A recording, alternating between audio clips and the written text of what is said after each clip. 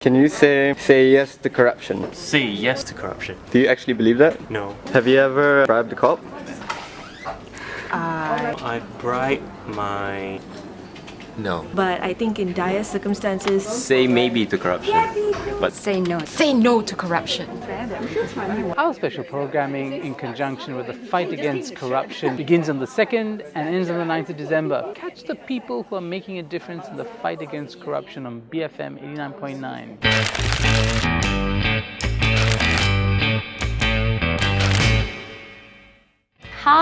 Good morning, it's BFM 89.9 and I'm Nadia Hassan, covering in for Sharat Kutan while he's away doing miraculous things, allegedly.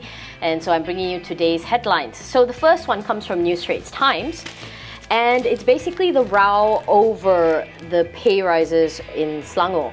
And when I introduced it this morning, it goes ding, ding, ding, ding, because it looks Selangor square off. So you had this huge thing where the heads of the PKR, basically Anwar and Muhammad Azwan Ali, actually came out and said that the pay rises were in fact too much. And it's at the cover of basically almost every paper. The Sun carries it as well. And I like the one from Sinar in particular where it says kecoh gaji. So kecoh naik gaji, which means that, the brouhaha over it. If you look at Berita Harian in particular, they have the actual quotes from the two leaders. So Dato' Sri Anwar Ibrahim, head of PKR, says, sepatutnya kita utamakan cara untuk berhikmat. Basically, we should put priority on serving rather than the payoff. And then Muhammad Azwan Ali, the vice, says that I cadangkan kenaikan ni ditangguhkan. So basically he's trying to put it off so it can be studied further. Now this brings the question of how much do you pay your politicians. We bring up this comparison with Singapore where you actually do pay them a very high salary, and that's to incentivize them because they could have gone to the private sector and actually gotten better jobs. And not only that, you sort of stave off corruption as well, but whether that remains to be seen. But this one caused a big brouhaha, and then there's a nice quote by the MB of Selangor, Tan Sri Abdul Khalid Ibrahim, who says that if Azmin actually feels that he is so troubled by this rise, he should just give it away to charity.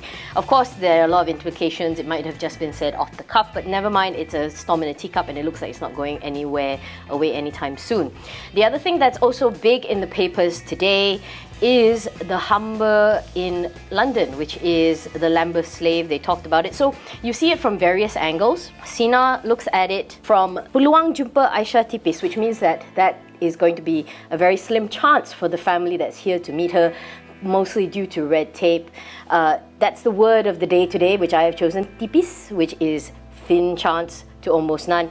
There's an investigation that has to be launched into it. But then there's the other thing about some other papers also mention her sister. New Straits Times mentioning her sister writing to her.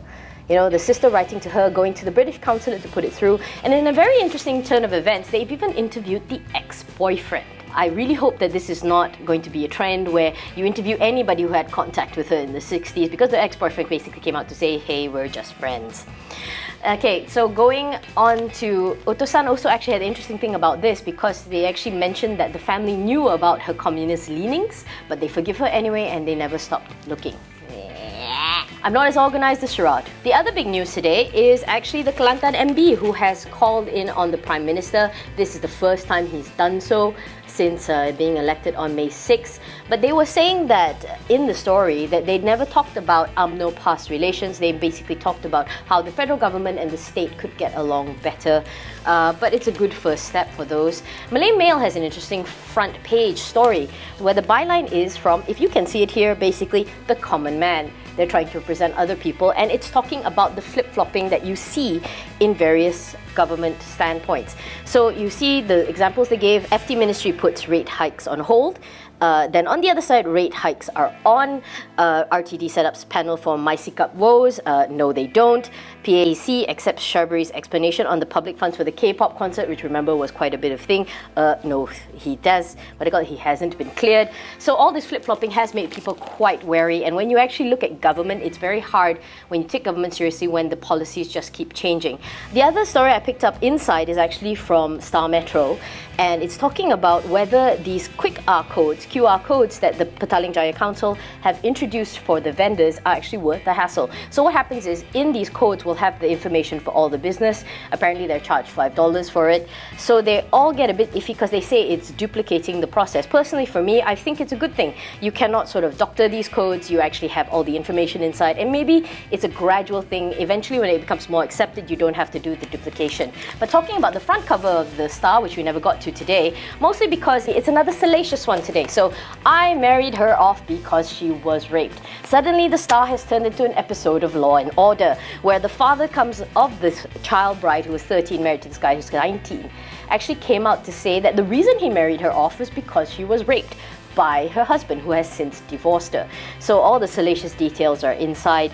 I don't really see how this is extremely newsworthy, but then that's just my opinion in general. Now, finally, just to finish off on the slightly lighter note, you have Metro, which is the great headlines which don't mention anything about Selangor dust-ups and doesn't mention anything about slaves, but instead we have a crocodile who coughed up a body, buaya muntah mayat, or good times. And then this is about a boy who is handicapped. His mother apparently gave him up. Harian Metro did the peacemaker thing, also slightly more Law and Order SVU, and actually brought them together where she asks for his forgiveness. One other little point which I remember because I thought it was very strange, this story. You see this little pretty girl in a mask, she just finished her exams.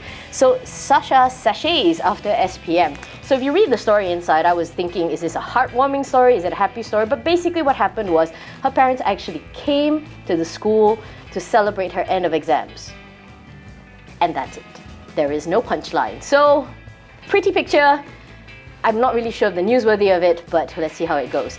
That's all for today. You'll see me back on Monday. So I am Nadia Hassan with Morning Headlines on BFM 89.9.